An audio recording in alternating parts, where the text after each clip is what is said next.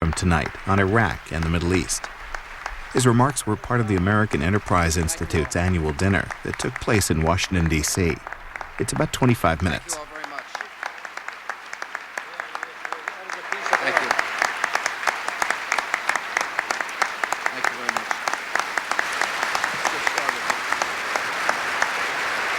Thank you all very much. Thanks for the warm welcome. I'm proud to be with the scholars and the friends and the supporters of the American Enterprise Institute. I want to thank you for overlooking my dress code violation.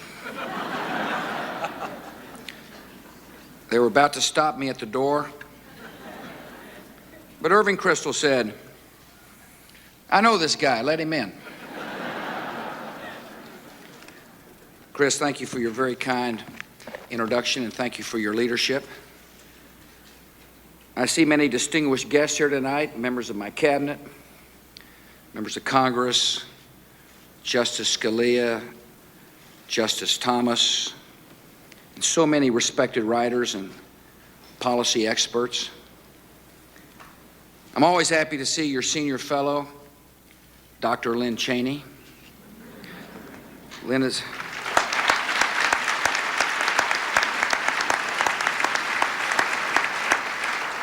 a wise and thoughtful commentator on history and culture, and a dear friend to Laura and me.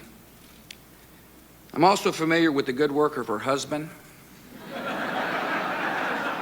You may remember him, the former director of my vice presidential search committee. Thank God Dick Cheney said yes.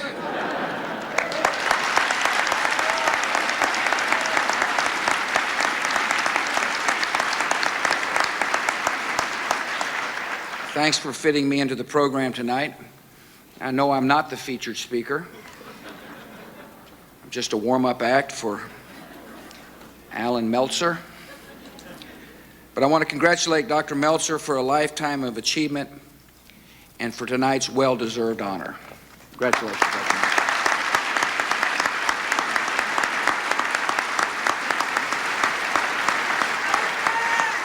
At the American Enterprise Institute, some of the finest minds in our nation are at work in some of the greatest challenges to our nation.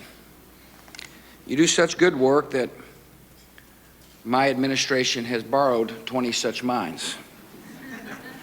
I want to thank them for their service, but I also want to remind people that for 60 years, AEI scholars have made vital contributions to our country and to our government, and we are grateful for those contributions. We meet here during a crucial period in the history of our nation and of the civilized world. Part of that history was written by others. The rest will be written by us.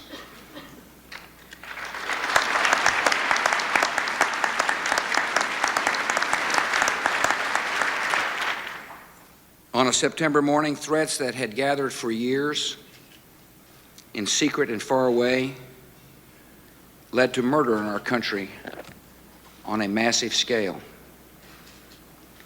As a result, we must look at security in a new way, because our country is a battlefield in the first war of the 21st century. We learned a lesson.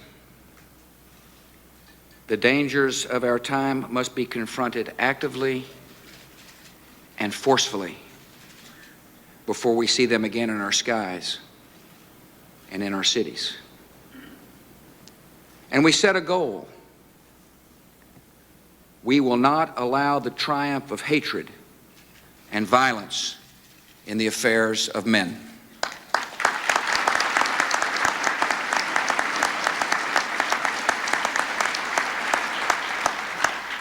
Our coalition of more than 90 countries is pursuing the networks of terror with every tool of law enforcement and with military power. We have arrested or otherwise dealt with many key commanders of Al-Qaeda.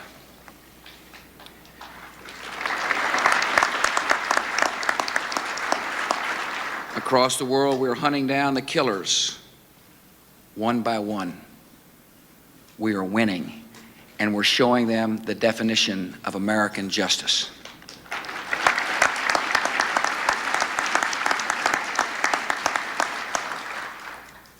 And we are opposing the greatest danger in the war on terror: outlaw regimes arming with weapons of mass destruction.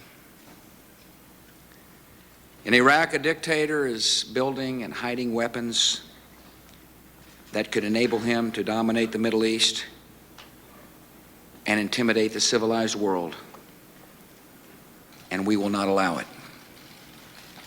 This same tyrant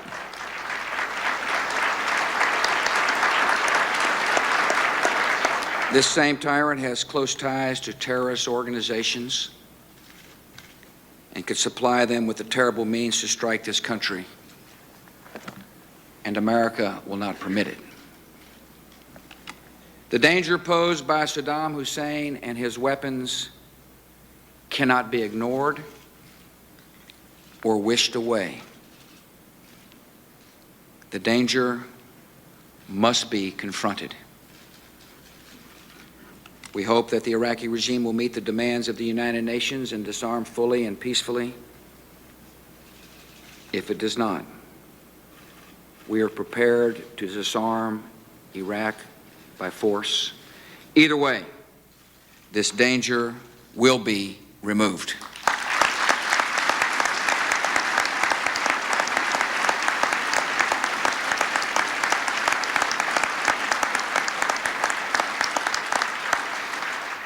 The safety of the American people depends on ending this direct and growing threat. Acting against the danger will also contribute greatly to the long-term safety and stability of our world. The current Iraqi regime has shown the power of tyranny to spread discord and violence in the Middle East. A liberated Iraq can show the power of freedom to transform that vital region by bringing hope and progress into the lives of millions. America's interest in security and America's belief in liberty both lead in the same direction: to a free and peaceful Iraq.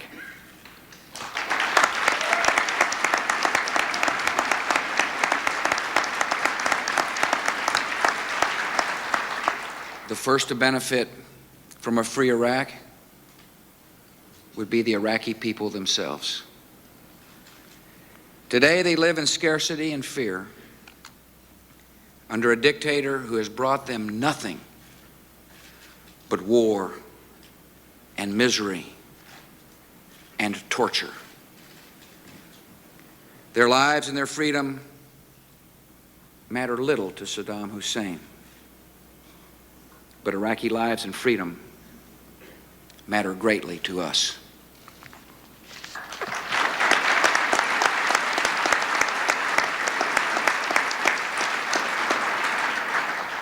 Bringing stability and unity to a free Iraq will not be easy. Yet that is no excuse to leave the Iraqi regime's torture chambers and poison labs in operation. Any future the Iraqi people choose for themselves will be better than the nightmare world that Saddam Hussein has chosen for them.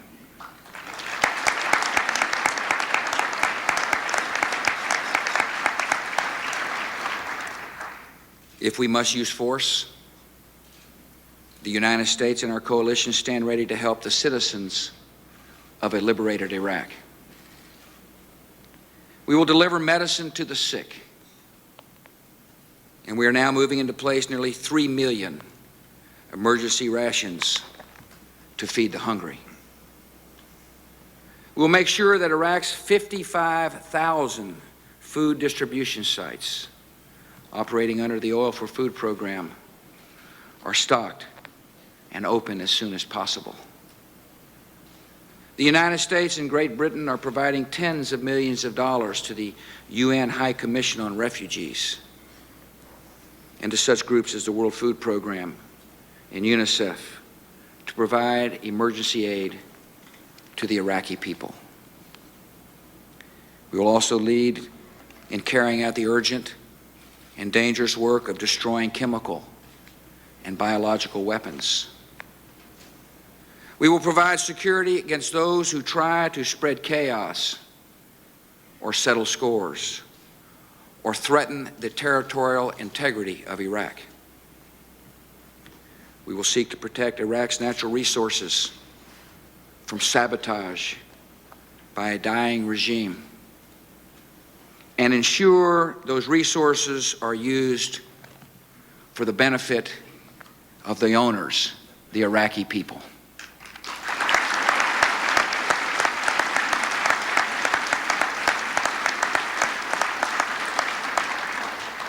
The United States has no intention of determining the precise form of Iraq's new government. That choice belongs to the Iraqi people. Yet we will ensure that one brutal dictator is not replaced by another. All Iraqis must have a voice in the new government, and all citizens must have their rights protected.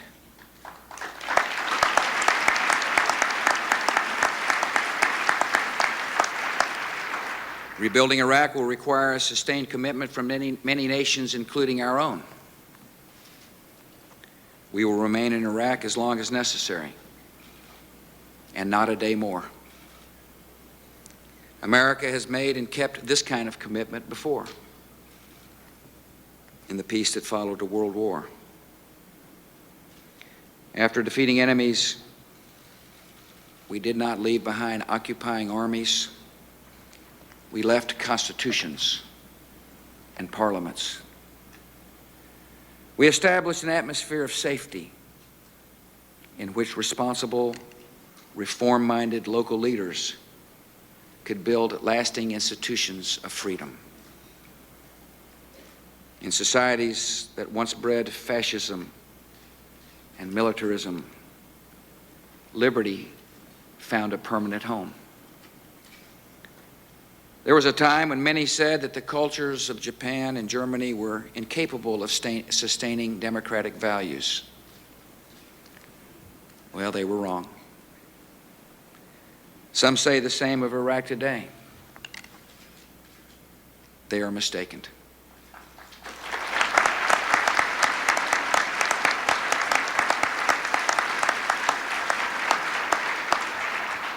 The nation of Iraq, with its proud heritage, abundant resources, and skilled and educated people, is fully capable of moving toward democracy and living in freedom. The world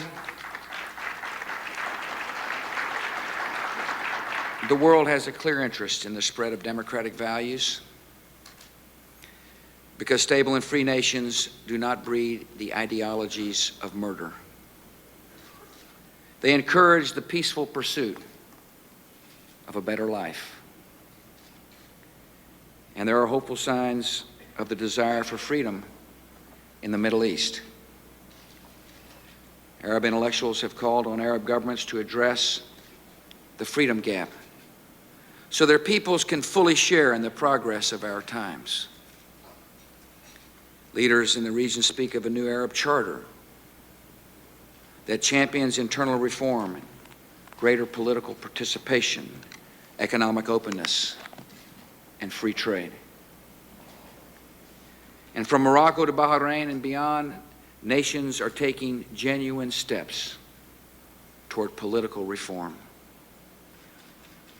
A new regime in Iraq would serve as a dramatic and inspiring example of freedom for other nations in the region.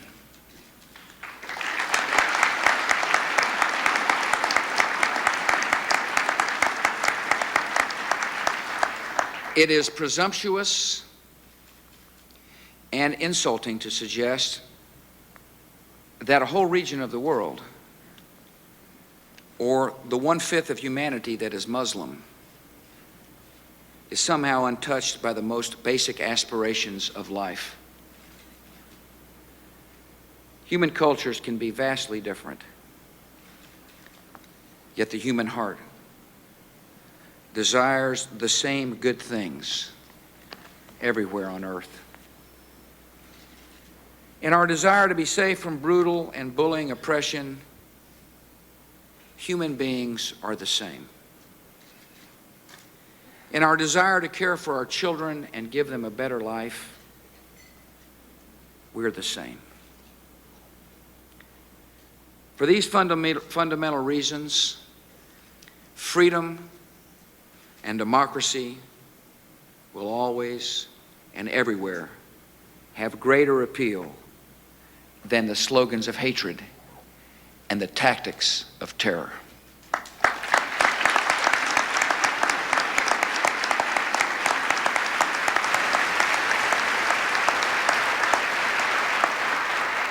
Success in Iraq could also begin a new stage for Middle Eastern peace and set in motion progress towards a truly democratic Palestinian state.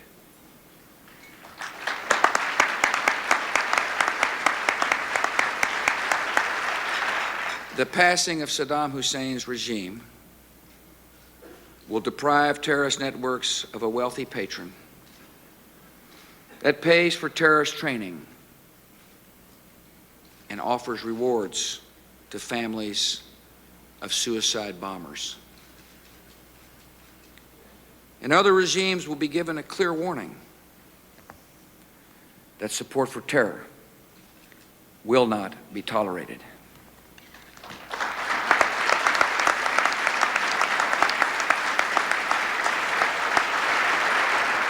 Without this outside support for terrorism, Palestinians who are working for reform and long for democracy will be in a better position to choose new leaders.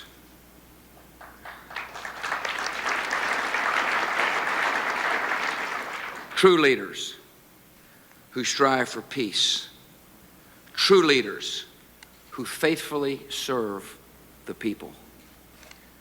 A Palestinian state must be a reformed and peaceful state that abandons forever the use of terror.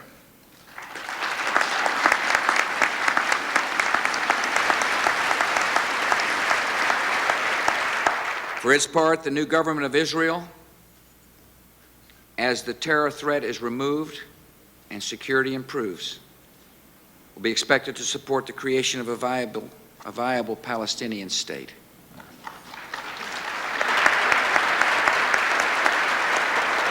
And to work as quickly as possible toward a final status agreement.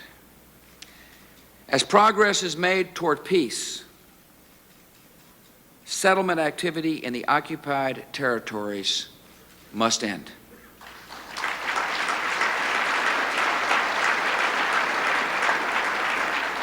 And the Arab states will be expected to meet their responsibilities to oppose terrorism, to support the emergence of a peaceful and democratic Palestine, and state clearly they will live in peace with Israel.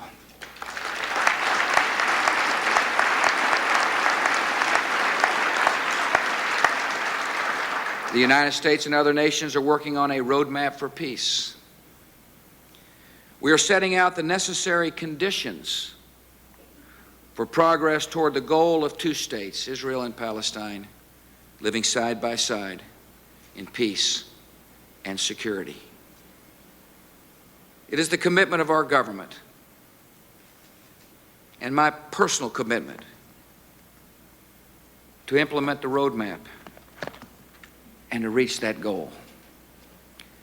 Old patterns of conflict in the Middle East can be broken if all concerned will let go of bitterness and hatred and violence and get on with the serious work of economic development and political reform and reconciliation.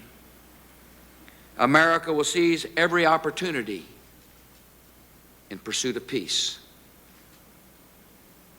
and the end of the present regime in Iraq would create such an opportunity.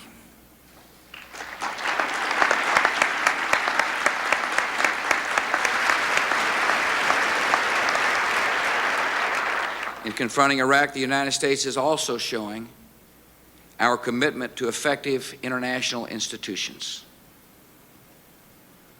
We're a permanent member of the United Nations Security Council. We helped to create the Security Council. We believe in the Security Council so much that we want its words to have meaning.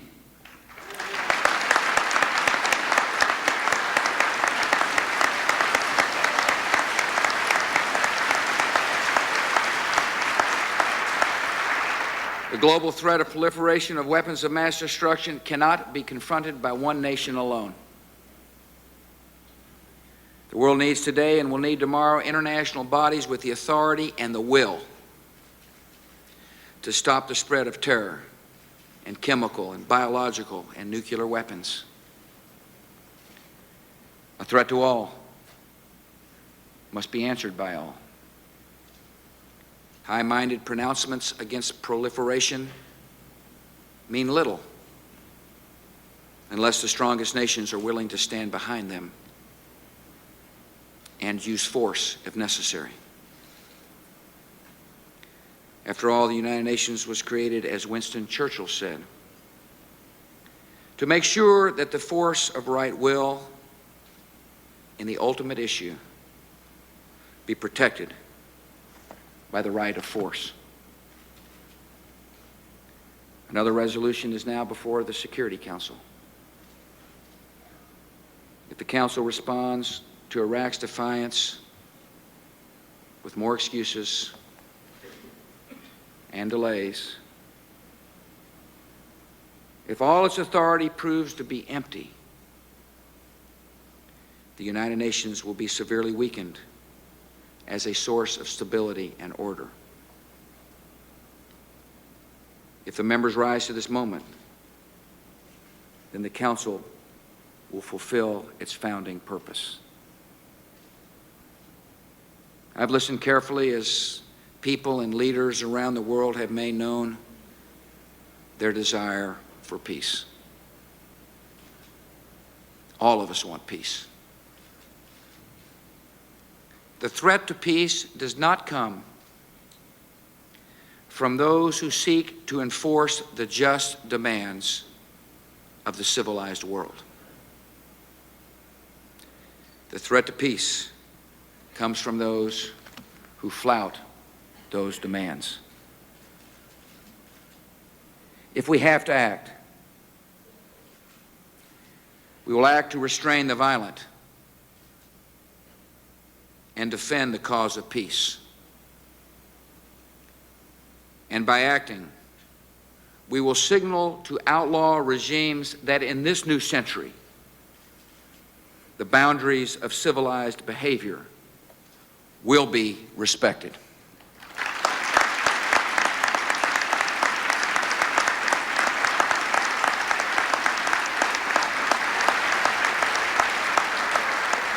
Protecting those boundaries carries a cost. If war is forced upon us by Iraq's refusal to disarm, we will meet an enemy who hides his military forces behind civilians, who has terrible weapons, who is capable of any crime. These dangers are real, as our soldiers and sailors, airmen, and Marines fully understand. Yet no military has ever been better prepared to meet these challenges. Members of our armed forces also understand why they may be called to fight. They know that retreat before a dictator guarantees even greater sacrifices in the future. They know that America's cause is right and just. Liberty for an oppressed people and security for the American people.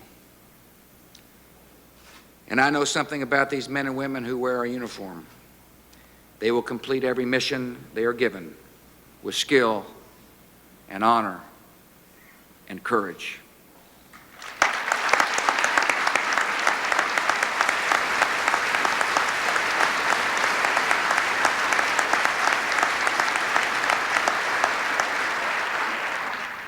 Much is asked of America in this year 2003. The work ahead is demanding. It will be difficult to help freedom take hold in a country that has known 3 decades of dictatorship, secret police, internal divisions, and war. It'll be difficult to cultivate liberty and peace in the Middle East after so many generations of strife. Yet the security of our nation and the hope of millions depend on us. And Americans do not turn away from duties because they are hard. We have met great tests in other times, and we will meet the tests of our time.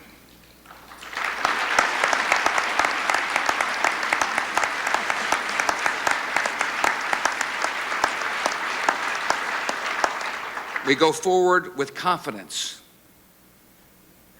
because we trust in the power of human freedom to change lives and nations.